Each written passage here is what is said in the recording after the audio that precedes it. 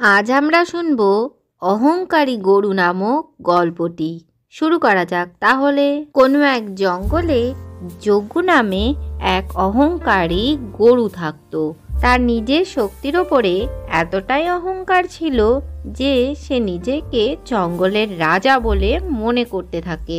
সে প্রতিদিনই জঙ্গলের কোনো না কোনো জন্তুর সঙ্গে প্রতিযোগিতা করত এবং এই শর্ত রাখত যে যে হেরে যাবে তাকে যে জিতবে তার দাসত্ব করতে হবে।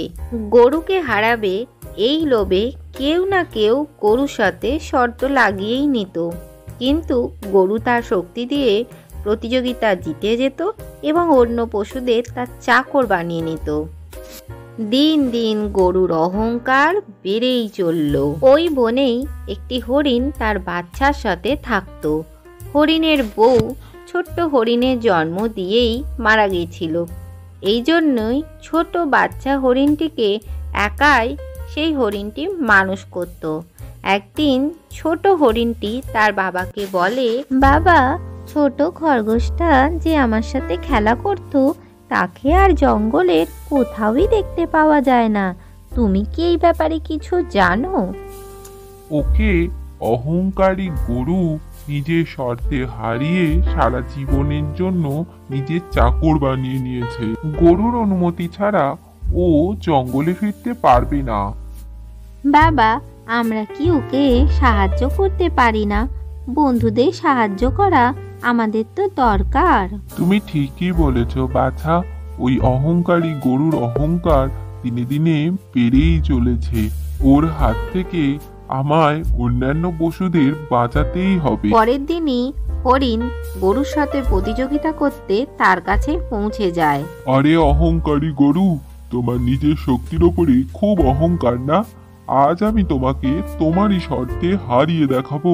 আরে তোমার আমার শর্তটা মনে আছে না? যদি তুমি হেরে যাও তোমাকে কিন্তু সারা জীবন আমার দাসত্ব করতে হবে। হ্যাঁ হ্যাঁ মনে আছে, কিন্তু তুমি যদি হেরে যাও তাহলে সমস্ত প্রাণীদের তোমার দাসত্ব থেকে মুক্ত করতে হবে। ঠিক আছে, তোমার শর্ত আমি মেনে নিলাম। আগে তুমি আমার থেকে জিতে তো দেখাও। দুজনেই প্রতিযোগিতার জন্য তৈরি হয়ে গেল।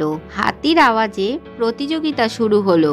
দুজনেই খুব জোরে দৌড়াতে শুরু করে দিল এবং জঙ্গলের অন্যান্য পশুরা যাতে হরিণ জেতে সেই জন্য প্রার্থনা করতে লাগলো। হরিণ দৌড়ে এগিয়ে যাচ্ছে দেখে গরু তাকে এসে শিং দিয়ে কুঁতিয়ে দেয় এবং তার ফলে সেখানেই হরিণের মৃত্যু হয়। ছোট হরিণটা তার বাবার মৃতদেহের সামনে দাঁড়িয়ে দাঁড়িয়ে কাঁদতে থাকে। অন্য পশুরাও কিন্তু জানতো যে অহংকারী গরুই এই হরিণকে মেরেছে, কিন্তু গরুর ভয়ে তারা কোনো কিছুই করতে পারে না। এইভাবে ছোট হরিণটি একেবারেই একা হয়ে যায় এবং তার বাবার মৃত্যুর কারণ হিসাবে সে নিজেকেই বারবার দোষারোপ করতে থাকে।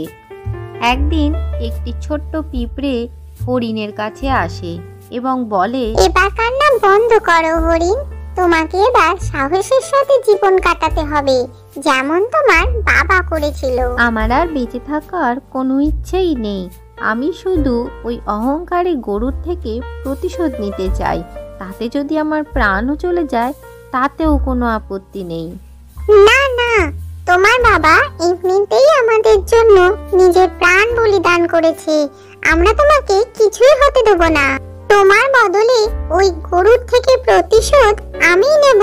তুমি তো কত ছোট পিঁপড়ে, তুমি এটা কি করে পারবে? সবসময় কেবল শক্তি লাগানোই পর্যাপ্ত হয় না, কখনো কখনো আমাদের বুদ্ধি খাটিয়েও কাজ করতে হয়।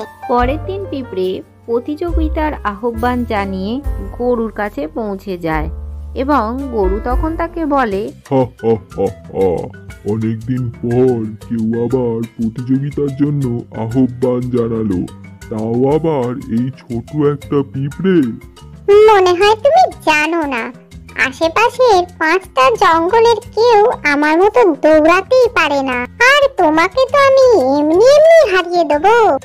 গরু পিঁপড়ের আত্মবিশ্বাস দেখে বেশ একটু চিন্তাতেই পড়ে গেল এবং ভাবতে লাগলো, এই পিঁপড়েটা যদি আমার থেকে জোরে দৌড়ায় তাহলে তো আমি একে পা দিয়ে পিষে মেরে দেবো। বাকি জন্তু জানোয়াররা অবাকভাবে এটা দেখতে থাকে এবং ভগবানের কাছে প্রার্থনা করে যেন এই পিঁপড়ের প্রাণটা বেঁচে যায়। পিঁপড়ে একটা পাতার উপরে দাঁড়িয়েছিল। এটা দেখে অন্যান্য প্রাণীরা খুবই অবাক হয়ে যায়। হাতি সুর তুলে আওয়াজ করতেই পিঁপড়ে কিছুটা উড়ে গিয়ে শেষ প্রান্তে গিয়ে পৌঁছে যায়। গরু তখনও ভাবতেই পারেনি যে পিঁপড়ে এই প্রতিযোগিতা জিতে গেছে। গরু তখনও দৌড়াতেই থাকে এবং ভাবতে থাকে যে পিঁপড়ে তার পেছনেই পড়ে রয়েছে। গরু যখন দেখে পিঁপড়ে এই প্রতিযোগিতা জিতে গেছে তখন সে তাকে মারতে গিয়ে তার শিং একটি গাছের মধ্যে আটকে যায় এবং সেখানেই গরু প্রাণ হারায়। এর সাথেই ছোট্ট হরিণের প্রতিশোধ পূরণ হয়ে যায়। আজকের গল্প থেকে কি শিখলে বাচ্চারা? বুদ্ধি দিয়ে কাজ করলে যে কোনো পরিস্থিতিরই মোকাবেলা করা যায়। ভিডিওটি ভালো লাগলে চ্যানেলটিকে লাইক ও শেয়ার করে সাবস্ক্রাইব করে দিও।